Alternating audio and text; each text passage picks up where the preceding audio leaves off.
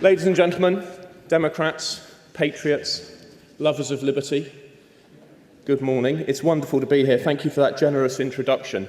Since some of you are bound to ask later, I can confirm that I will be supporting David Nuttall's motion for a referendum on Monday.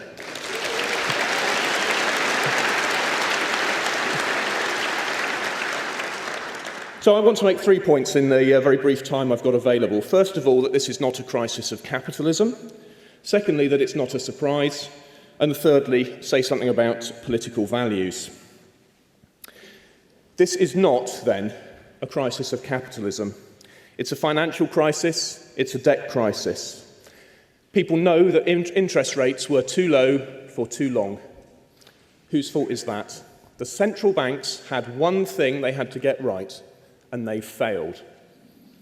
The financial system is characterised by central planning, legal privilege, the socialisation of risk, and don't we know that, and government monopoly on money.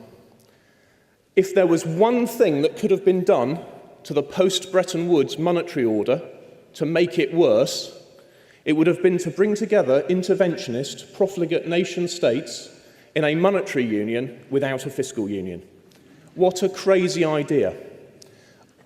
Time doesn't allow, but I'll say simply that the way that the banking system works allows governments to issue bonds which are then monetised at the central bank through loans collateralised by those bonds.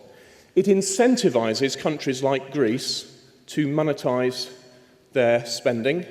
It means that there has been a monetary union through the euro for a long time. But people have not seen it there. We're now moving towards fiscal union.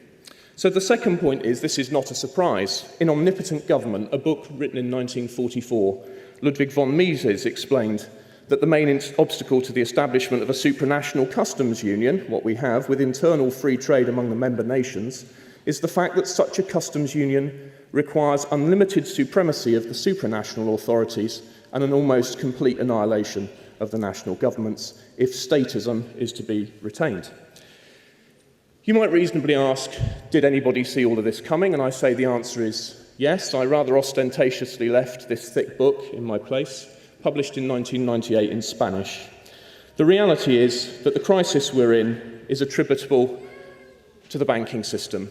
It's attributable to state planning in the banking system. It's attributable to the deliberate construction of the euro.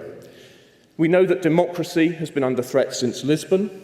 Freedom is under threat from centralisation and a great plethora of regulators beyond our control. And we really should be looking at what the rule of law really means when it comes to the European stability mechanism. Ladies and gentlemen, I've said that I think the EU should be abolished, and I would stand by that. We need free trade and peace, and the EU is not the right way to deliver it.